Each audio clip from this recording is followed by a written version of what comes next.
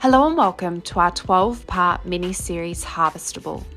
Join us every Thursday for 15-minute fireside chats with agriculture's most insightful minds in the lead up to harvest. In this episode, we are joined by Michael Shanahan of Shanahan Group. Hello everyone and welcome back to Harvestable. I'm Emma Weston, your host today. I'm the CEO and co-founder at AgriDigital. And Harvestable is our bite-size mini podcast series that we're prepping just before harvest, or although harvest has got started for some of you. And today I have Michael Shanahan joining us from South Australia. Welcome, Michael. Hey, Emma. Thanks so much for having me. Thank you. And Michael, we always begin this podcast with just delving into a little bit of background. Can you tell us a little bit about yourself, your family, where you're farming?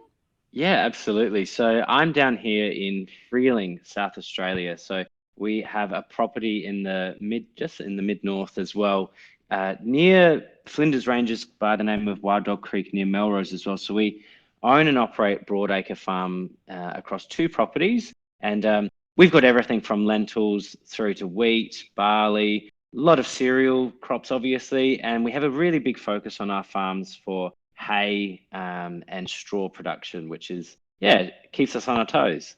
Yeah, awesome. And just to give everyone a little bit of an idea, so Freeling, it's about 60k north of Adelaide. Am I right? Yeah. Look, it's honestly, now we've got a brand new expressway. It's about a 40-minute drive from Adelaide to get to Freeling, which is pretty crazy when you think about having a broadacre farm so close to the city in terms of how quickly we can get to different places now. But we're really fortunate that we're not too far there. But Melrose itself is about quite a bigger distance, and that's at the start of the Flinders Ranges. So another couple hours, 2 or 3 hours drive from Freeling, we get from Freeling to Melrose. So yeah.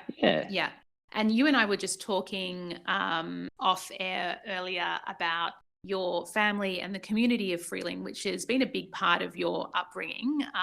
it has. You're a multi-generational farming family. Can you tell us a little bit about that background as well?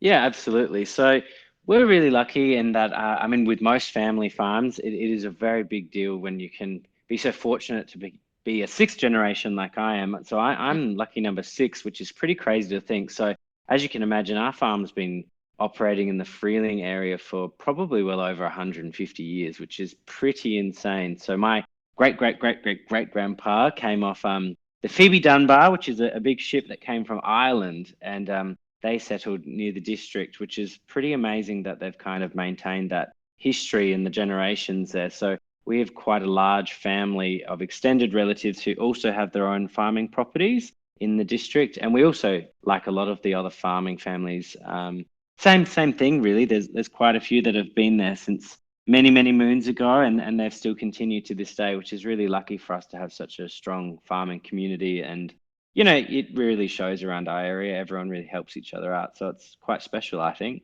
Yeah, I absolutely agree. And not having come from that background myself, I am slightly envious. I did marry into a similar situation. So I my love it. husband's family have been farming where we farm now, and in this district for I think must be about 80 years, and before that we're in another part of Victoria actually. So where I'm in New South Wales, but yeah, so he was, I think, his 5th or 6th generation as well, which is and Ben Reed, my co-founder, is also a 6th generation family farmer. So it is so exciting. Even though we in Australia think of ourselves as a young country, there is enormous history in our family farms, and that's sort of what we wanted to dig into a little bit today. It's a bit of a segue, but before we get there, and just to give listeners a bit of an idea where we're going to go, we are going to talk about this multi-generational aspect of farming and how it applies to technology.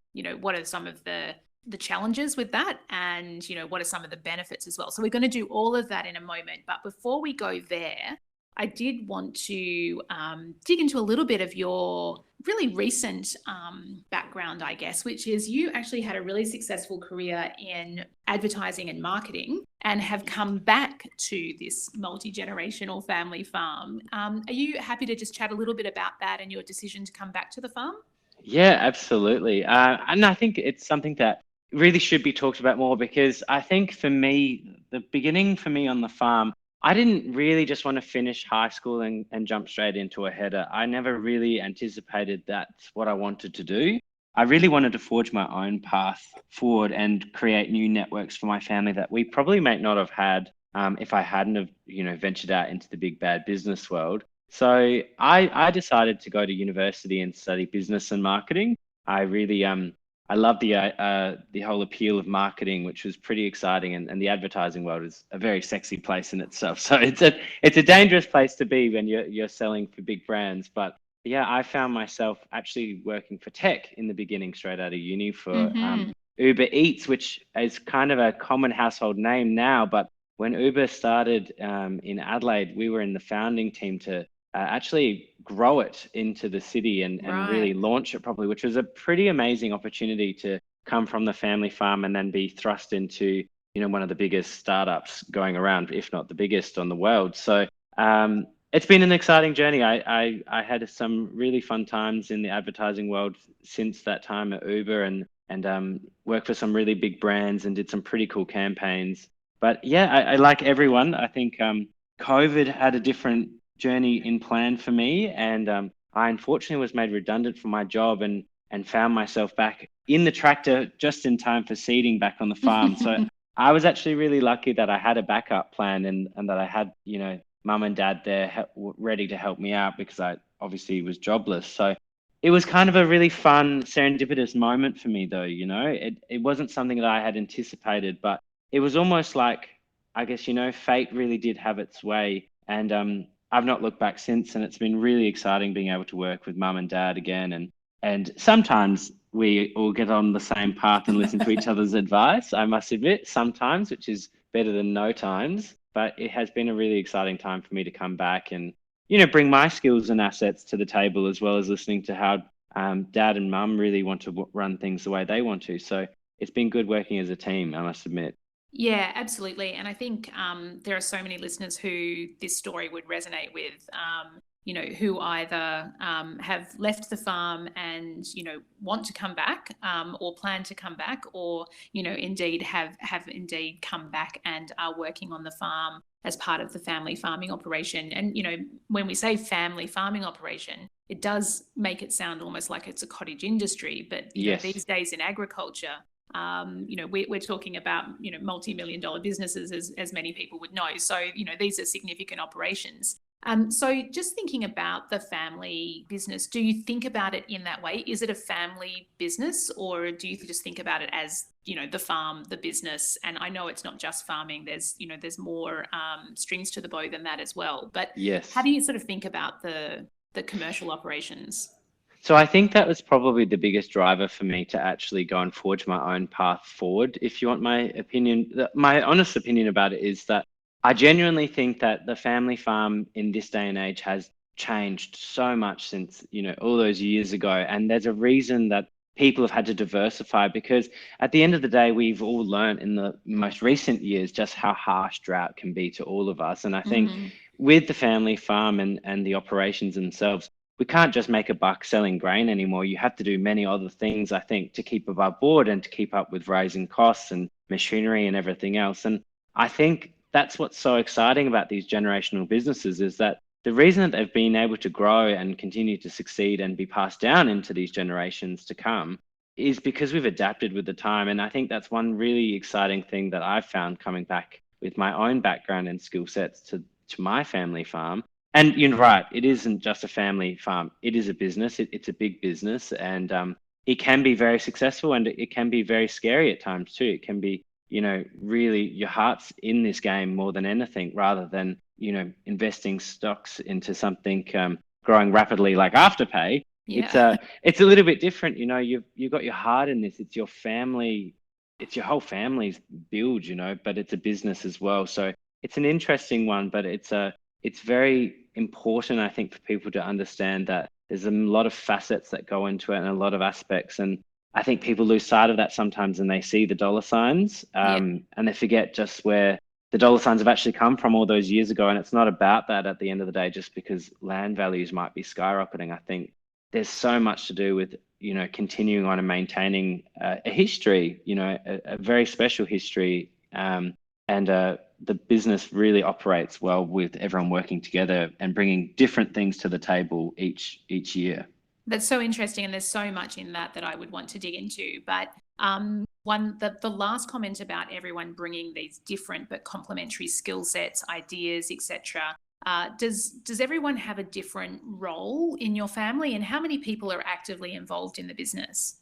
Yeah, so we have a pretty big scale in terms of a farming business, more so because we also operate a transport division. So we have trucks, obviously, and that helps pay the bills as well. And they're very busy at any one time. So our team can get up to 20 to 25 staff at our peak, which is pretty busy. Yeah. And on an average day, we've got quite a lot of farm hands and some fantastic guys on the floor. And everyone does such a great job, and they work their guts out, I must admit, because Dad runs a hard, tight ship, but he knows how to get shit done, and I think that's the biggest thing. I love that. Yeah. But we each have our different roles, and I think it's been quite nice.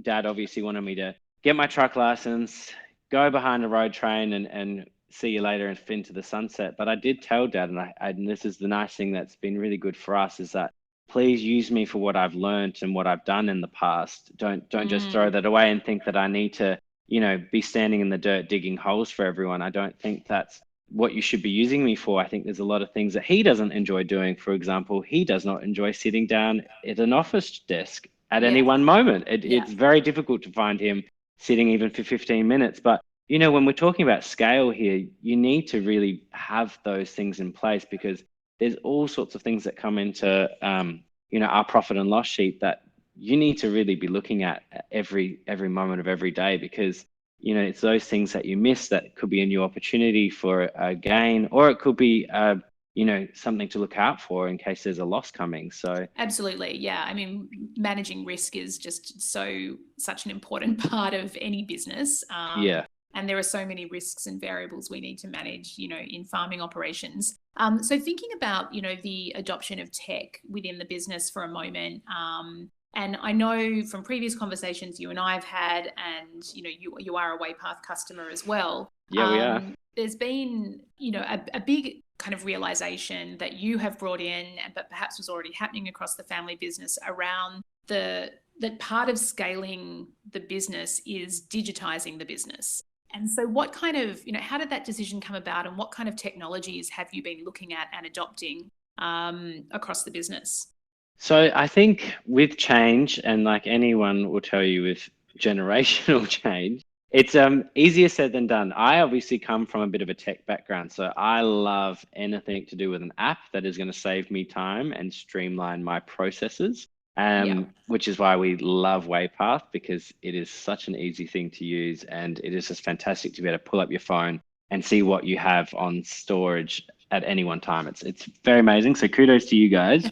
Thank you. Thanks for saving some paperwork down the track. But I must admit, it has been difficult. It's not an easy thing to convince. I'm going to my dad, the boss, and my mum, the other boss, when they've been running their business successfully for, well over 25 years and beyond. They have been doing their thing for so long, and I've come along and said, hold on, we should be doing this different. I'd like to see this change. And, you can't just do it overnight and as quickly as I would like it to be, but it doesn't work like that. It has to be a gradual, a gradual change. And also it's an education, I think. And I think people don't like changing to things that they don't understand. That's the biggest thing with change, and people's hesitancy with change. They don't like the dark and misty beyond. They don't really understand something. So I think for us, it's been a slow and steady change, but it has been really nice to streamline some operations, particularly with Waypath. We just have so much paper, particularly with all our trucks and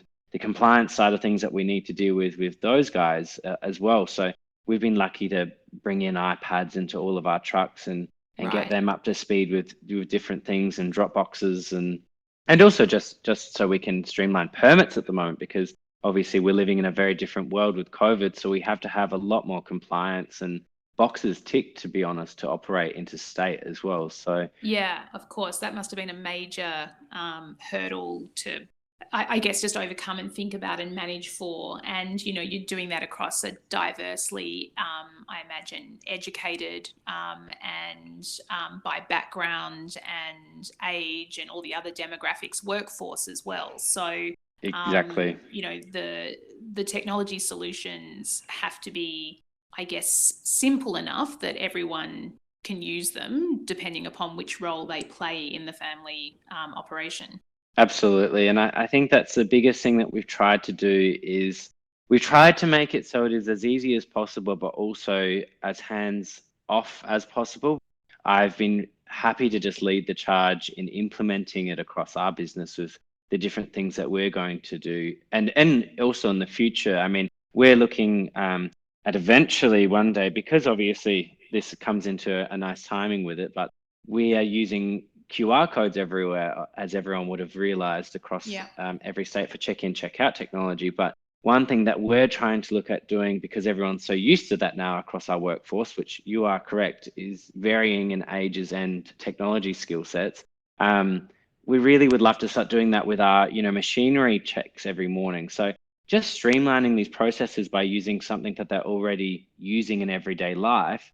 It's been nice to kind of piggyback off this. It's not forced change with the technology adoption.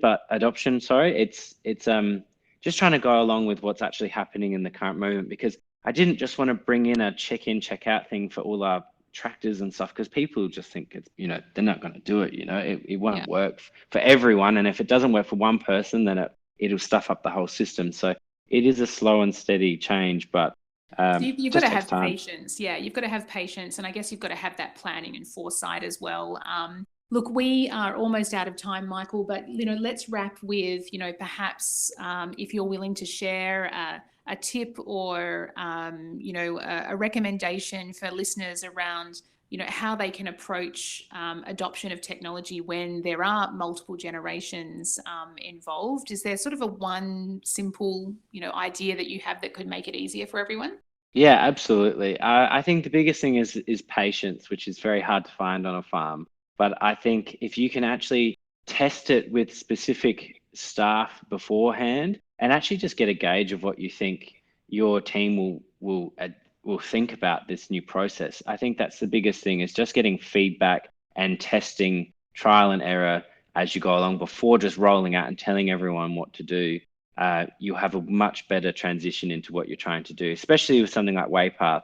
If you just test the waters and train a few people up first, you'll be surprised about how that then spreads throughout the team, because they get excited by something and it's a different thing. It's an exciting change. It's not a forced change on people, you know? Yeah, that's such a great a great way of approaching, you know, any technology really, and any change for that matter.